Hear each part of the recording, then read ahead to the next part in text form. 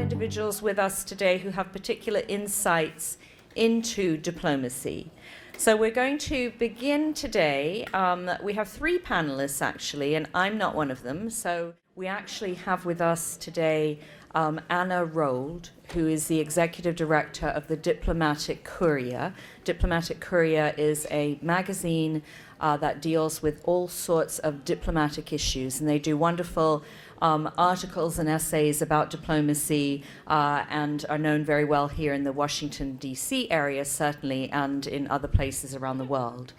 We also have with us Karen Dickman, and Karen is the Executive Director of the Institute for Multi-Track Diplomacy, and we're thrilled to have her. We've been looking at the work of the Institute and the work of Karen for quite some time. They are a wonderful organization, also based here in Washington, D.C. And Dr. Katarina Hone is with us as well. And Katarina's a consultant for the Diplo Foundation based in Geneva, and it emanates out of the University of Malta. And Katarina, we're so thrilled to have her with us. She actually is extremely knowledgeable about diplomacy and is doing a little bit of partnership with us on the education diplomacy movement. So welcome to our guests. Thank you very much for being with us. All right, well, so it's Anna, wonderful to talk about the future of diplomacy, since I'll be talking about technology and how I can't make my Skype work right now. Okay, exactly. There's a lot to talk about the future of technology, isn't there? So we're very happy to have you with us. Again, you're the Executive Director of the Diplomatic Courier, which is headquartered here in Washington, D.C., and we'd love to hear from you a little bit, Anna, sort of how your organization is using diplomacy, thinking about diplomacy in the work you do, and any other thoughts you have around diplomacy that you'd like to share with us. So thank you and welcome. Thank you, Diane. Thank you to everyone for being patient and listen to me. You should have a 5-year-old photo of me, so that's the best I've looked in 5 years. So that's better than seeing me in person. I'm snowed here in rural Virginia right now, so thank you for letting me speak on Skype. Diplomatic Courier magazine, we founded it about 10 years ago so that we could bring diplomacy to an interdisciplinary crowd, make diplomacy mainstream. The idea behind it is because even though diplomacy sounds like this ancient art and craft, it hasn't changed, but it also changed in many ways how we use the craft. But diplomacy is something that we see permeates all sorts of sectors, including education, business, commerce. And I'll start you with a quote, which is somewhat ancient. Napoleon once advised his ambassador to London in 1802. He told him, "Above all, do not fail to give good dinners and pay attention to the woman." That was his advice to the ambassador. And it was truth. Back then, it was all about ceremonial diplomacy. Not a lot has changed. Ambassadors are still expected to give good dinners and meet people in social events. But now an ambassador needs to be not just the spokesperson for his government. He needs to be able to craft commerce deals. He needs to be able to talk to governors and do bilateral treaties. More so now that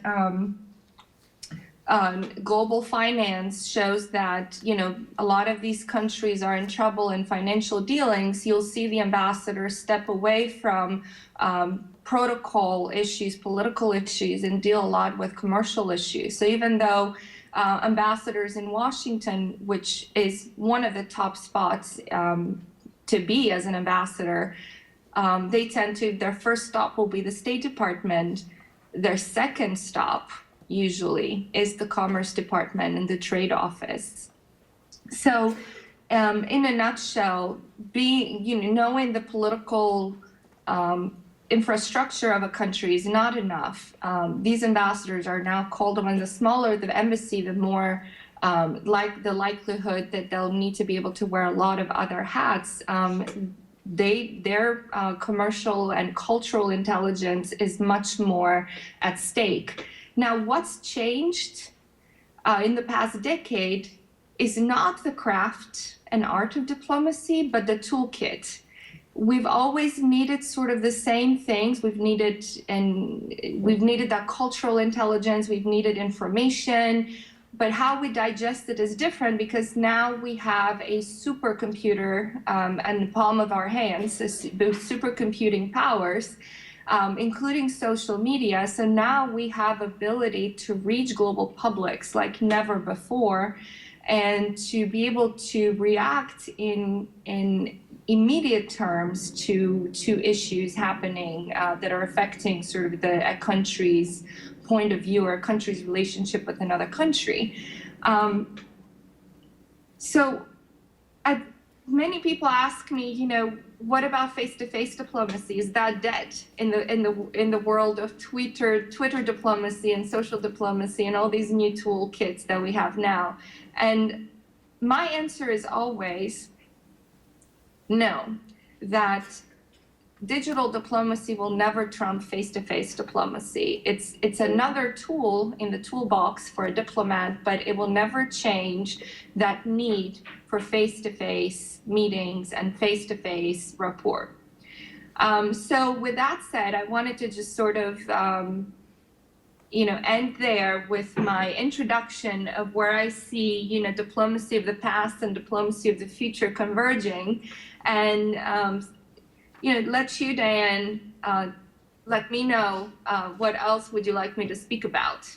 Yeah, thank you so much, Anna. Some very good points that you've made about sort of diplomacy as it was and diplomacy today. And of course, we have a lot of people in the room. I wish you could see them, but we know that some people are serving in various roles, working with ministries of education and then we have people in the room who are working in universities, and even some people who are teaching as well. And just to keep in mind that when you're hearing about diplomacy, obviously we're not all out sort of forming bilateral agreements and doing that level of diplomacy today, but there is this practical application of this craft that can be applied anywhere, anywhere that you're working, any place that you're trying to sort of have influence in the world. So keep that in mind, and thanks again, Anna. I'd like you just to answer for us, if we were to ask you sort of, what do you need, what sort of skills do you think people need today to be an effective diplomat? I would say, and you're very right, that I remember back in the day when I was teaching at Northeastern University, when we first started our program in Arts and Sciences on International Affairs, a program in International Affairs and Diplomacy did not exist. And the way we started was to borrow from each program out there, from psychology, anthropology, political science, and create a truly interdisciplinary program for an international affairs student. And I would say that in this day and age, and to answer your question, what are the top skills? I would say that it's interdisciplinary. The answer is interdisciplinary. I would put at the top of the skill set emotional and cultural intelligence. I remember working on a series at the U.S. Institute of Peace, and we basically would sit there with fellows and say, what would it take? How do the Germans negotiate? How do Japanese negotiate? What is there about cultural intelligence that we can teach diplomats or young people who are moving to these countries just on a job? What is it that we need to teach them about the culture there? In this day and age, obviously, the opportunities for the generation that is currently getting into the workforce now, the millennials, and not accidentally, we also call them first globals because they identify with a global, with a global in mind. for them, it comes naturally because they have so many opportunities to study abroad, to work abroad, and to travel abroad than previous generations before them. And for them, being able to understand cultures and be able to work with people from other cultures and other countries is imperative in their skill set for their resume. And that's something that the educational sector needs to be able to be very much aware of when they're building skill set, when they're building the next generation worker.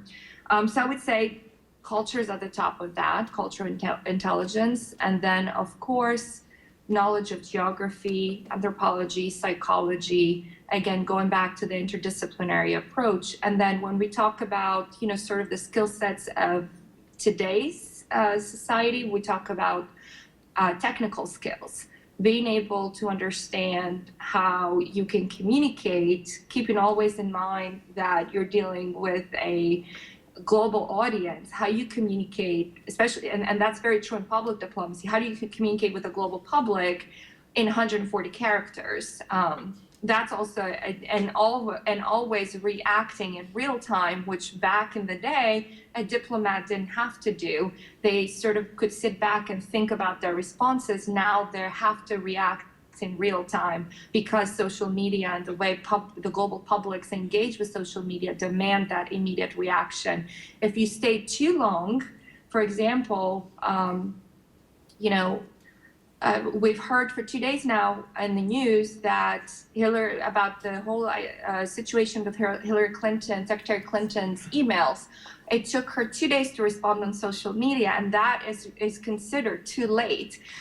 So that's something that requires a lot of, another skill is being able to think on your feet and and knowing that everything that's happening around you, it's happening in real time, and you need to be very conscious that everything you do is public now. Oh, that's a wonderful response. So there's an awful lot for us to think about in that. So thank you so much, Anna. We appreciate it very much. And we'd like to give you a round of applause because we're going to let you leave us at this point. But thank you so much for being with us. Thank you so much. And I apologize to my co-panelists for sneaking in there and going first. I really would have loved to meet you all. Okay. Thank you so much.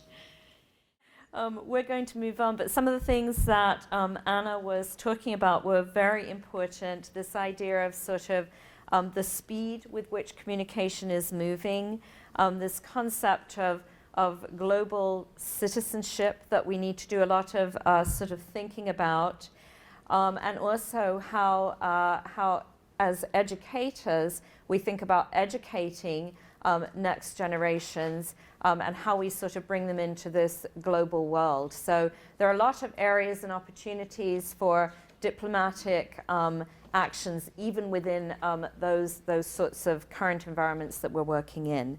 So I'd like to go ahead and turn it over to Karen Dickman, who again is the Executive Director of the Institute for Multi-Track Diplomacy, and to let her talk a little bit about how her organization is sort of using and promoting diplomacy through the work that she does. So thank you, Karen. Appreciate you being here. Thanks. Just briefly, what multi-track diplomacy means is that there are many, many building blocks to civil society, that diplomacy is most effective when it's not just government-to-government conversations, as the previous speaker said, historically that's the way it was always done. But it's much more effective if it involves all of civil society. And so these building blocks that make up civil society are the various tracks of multi-track diplomacy. Our institute was founded in 1992, and I think that thought existed prior to our existence, but the Institute for Multi-Track Diplomacy sort of formalized it and brought it out in a book and in academia, and so it became a broad discussion in terms of how to do citizen diplomacy.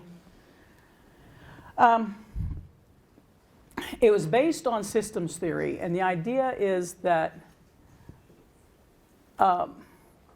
rather than focus on solving an individual problem or an individual situation, look at the entire system of culture or whatever that is feeding that or that situation supports.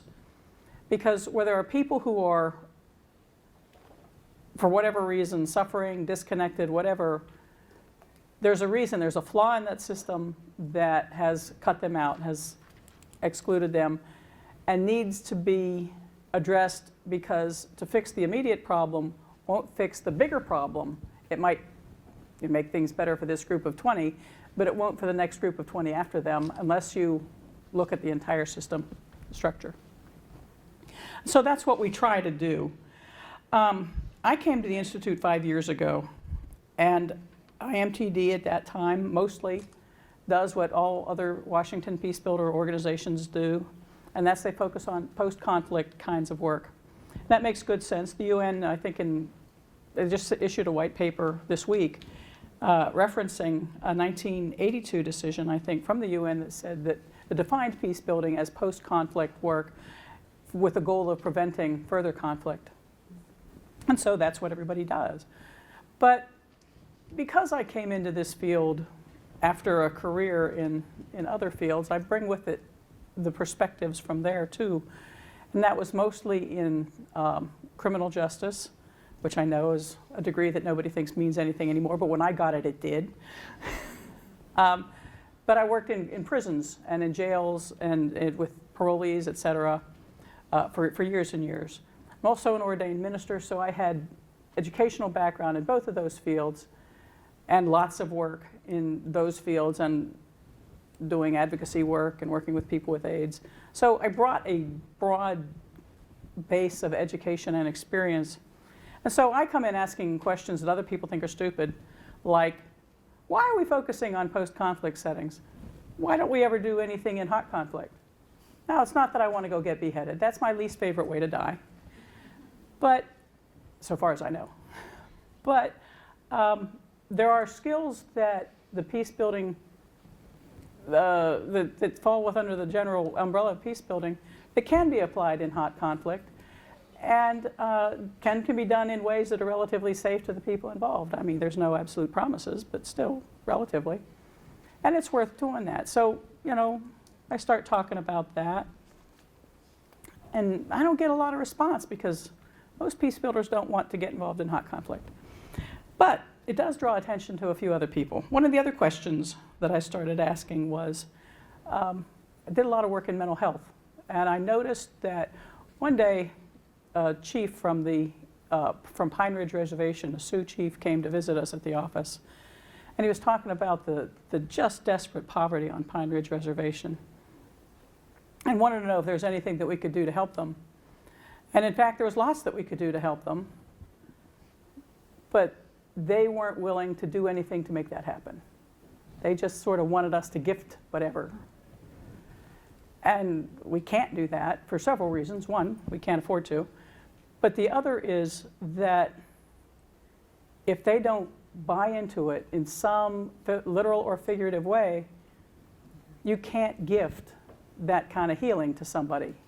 You know, the more I looked into their situation, I saw everything he said was confirmed, but I also saw that everything that they published, every video that they put out, talks about their desperate situation, but also refers back to Wounded Knee. Everything goes back to Wounded Knee. And in fact, the Wounded Knee Cemetery is the only place on the reservation that looks brand new and fresh, almost as if those burials happened last month. And it's just a constant touchstone. And you know, what I saw was people that were, not individually, but as a group, as a nation, just shattered by that. But certainly there were things that preceded that, and that was sort of a final blow.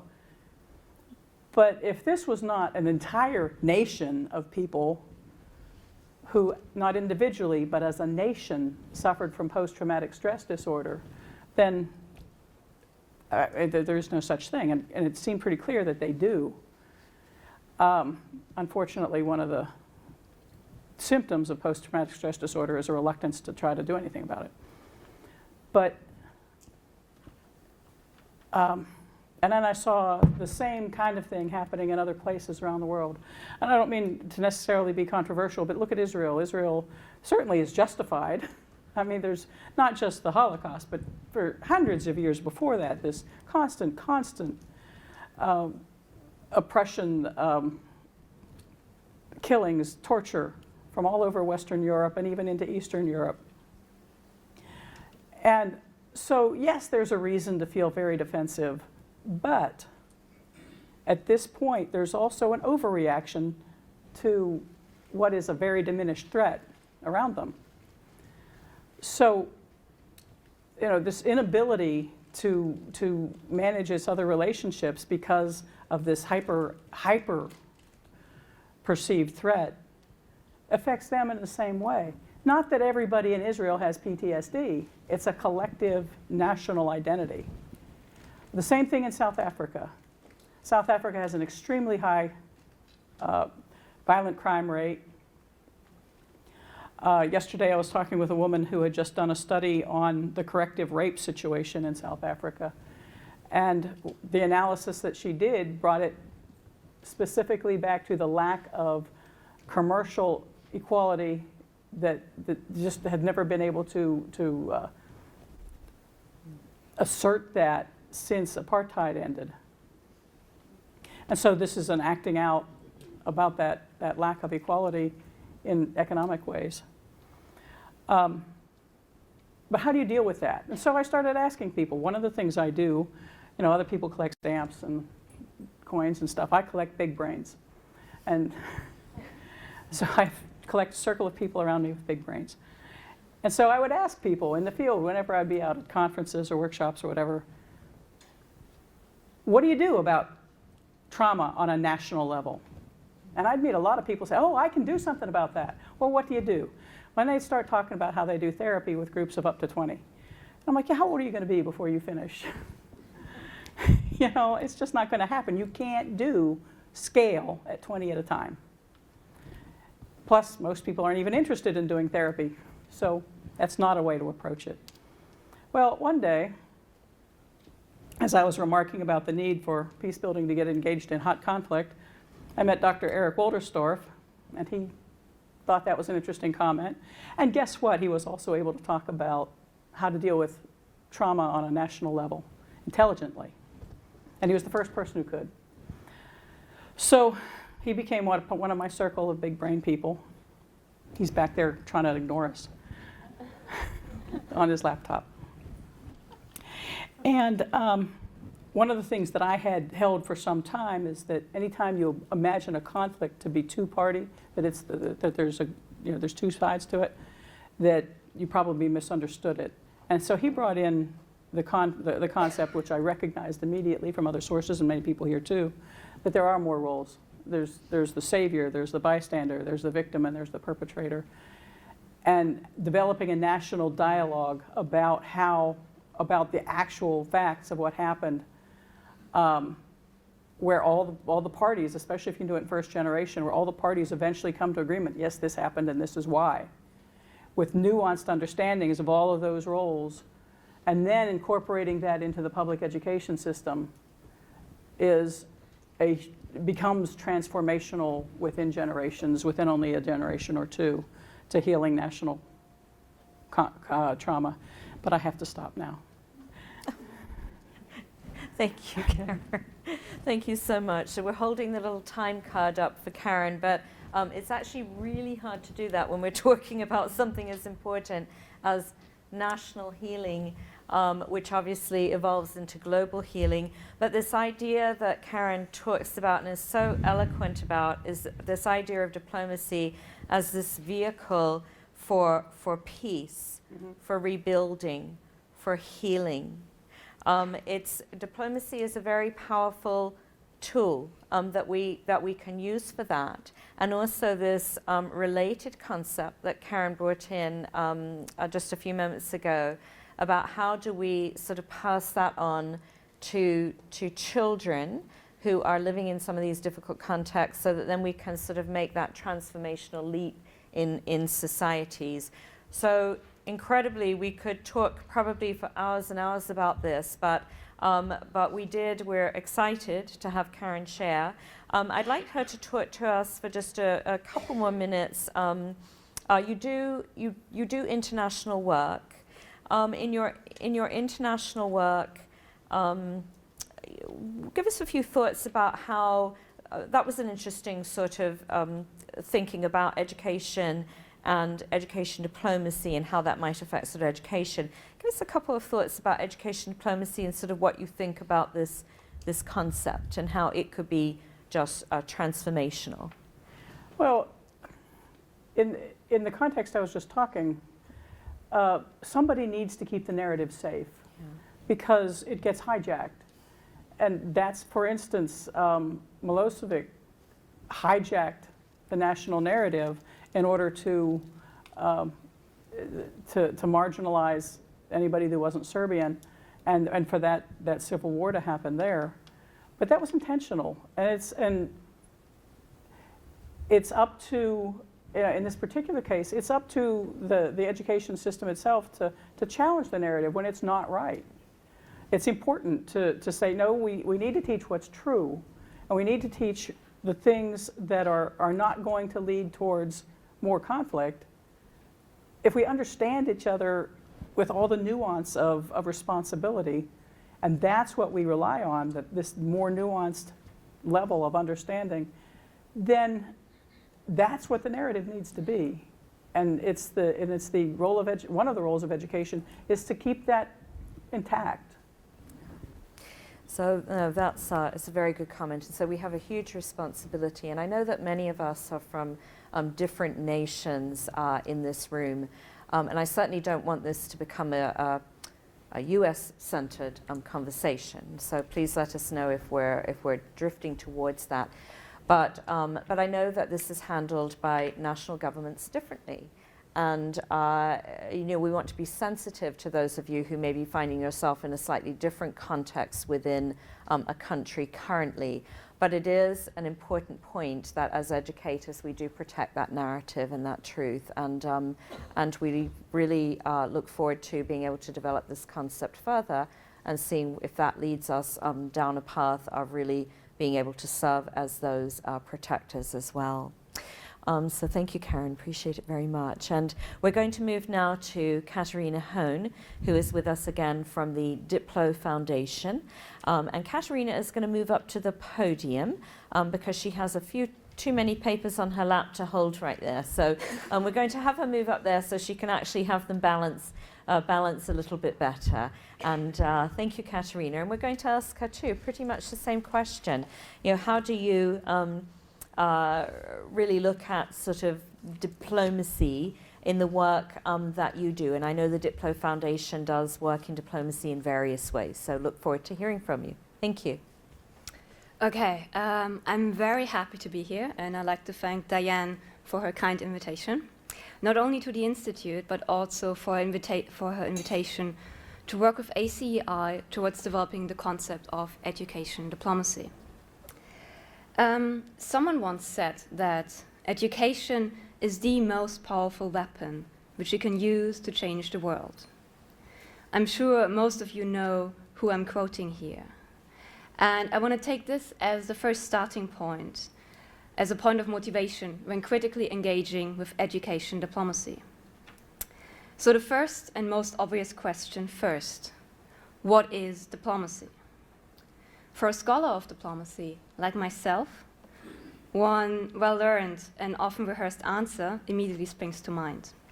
Diplomacy is the management of international relations by negotiation. It is undertaken by designated state officials who enjoy privileges and immunities when abroad. While textbook definitions, such as this one, are designed to make the world look simple, we all know that it is rarely that simple. But moreover, for practitioners and those interested in change, it is paramount to not only question the received wisdom, but to eventually move beyond it. The parameters of traditional diplomacy are enshrined in international law, most prominently in the 1961 Vienna Convention on Diplomatic Relations. However, first and foremost, diplomacy is a practice, and it is only through its practice that diplomacy comes about, is sustained, but also changed. Over the last 2 decades, we could see many examples that can be taken as a challenge to the definition of diplomacy I just gave. We have seen the emergence of non-state actors on the diplomatic playing field, and the rise of so-called soft issues, such as health, the environment, and education, to name a few. Some have coined this new diplomacy. One of the questions in this regard is, to what extent non-state actors can influence global agendas, decisions, and implementation? This needs to be carefully analyzed on a case-by-case basis. And I would like to raise a first point of caution here. While non-officials and non-state actors have become more prominent, more visible in the diplomatic process, we need to wonder to what extent they actually influence decisions. Non-state actors are often associated with technical and specialized expertise. They are seen as partners in informing the agenda and in implementing decisions. However, we need to wonder to what extent can decisions be influenced by new diplomats. New diplomacy can all too easily become a buzzword that hides that not much has changed, that the game in town is essentially still the same, a game dominated by officials representing powerful states. So we need to be careful not to mistake facades that are painted in friendly colors with real change. Keeping that in mind, there is a second highly important point of departure for those interested in education diplomacy. In asking, what is diplomacy? We need to start by inquiring about our motivations and goals with regard to developing and using education diplomacy. I would argue that education diplomacy has a very strong normative dimension that takes us very quickly beyond national interests, narrowly conceived.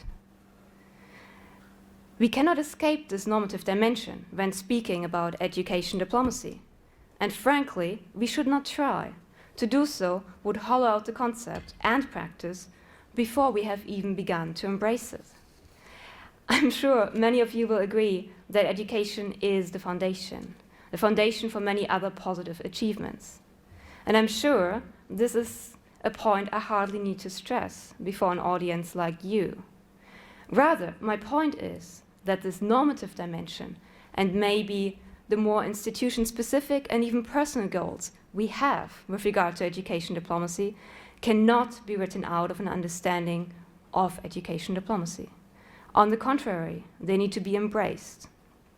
But let me also point out that what I've just said does not square well with the more traditional perspective on diplomacy I outlined in the beginning. So far, we have 2 ingredients: an understanding of diplomacy and an understanding of the normative dimension of education. Now, I would like to add a suggestion why bringing the 2 together matters, hence, why education diplomacy matters. In my view, it matters because decisions are taken at a global level that influence work on the ground, that influence the possibilities within classrooms every day. The Millennium Development Goals are one example familiar to many, and we've already heard about them today. The second Millennium Development Goal sets the ideal of universal primary education. This specific focus of MDG 2 on primary education has profound consequences. Many efforts, many successful efforts, have been made to increase enrollment rates and access to primary education, especially in the Global South. However, critical voices argue that this came at a cost. The cost was that the focus shifted away from the quality of education to the quantitative measure of enrollment rates. Further, education after the primary level tended to be put on the back burner. This means that as we move from the Millennium Development Goals to the Sustainable Development Goals in the post-2015 development agenda, these problems need to be addressed. And to me, it seems that education diplomacy will be crucial here. This brings me to my last point. I would like to conclude by asking the most important question. So what is education diplomacy? Once we start looking, as I began to do more closely last October when the cooperation with ACI started, we begin to see education and its relevance everywhere. If we are interested in developing the concept and practice of education diplomacy, this, however, is a challenge. Everywhere quickly can mean nowhere. When we speak of education diplomacy, I argue we need to use the term carefully and deliberately. It is clear that the term goes beyond a traditional understanding of diplomacy. Yet, we need to take care in delineating it in some way. One way to start is by listing practices we consider education diplomacy. Suggestions I came up with are to admit the obvious: the work of UNESCO, the work of UNICEF, the various world summits, such as the World Summit for Children, the negotiation and implementation of the Millennium Development Goals, the work that has been done right now towards the Sustainable Development Goals. And my last example, negotiations within the World Trade Organization, in particular, as they relate to education as part of the General Agreement on Trade and Services. But there's more to add. I'm sure from your own experience, there's a plethora of examples to be added here, and it will be great to debate these and enrich the list I just gave throughout the Institute. However, looking out there in order to find examples of education diplomacy is one thing. As I said in the beginning, we need to keep in mind that we are talking about a practice. This means that our very own actions sustain it, but can also change it. In a sense, we create education diplomacy through our very own actions. The Institute is only the beginning of this process. So allow me to pause here and thank you for your attention.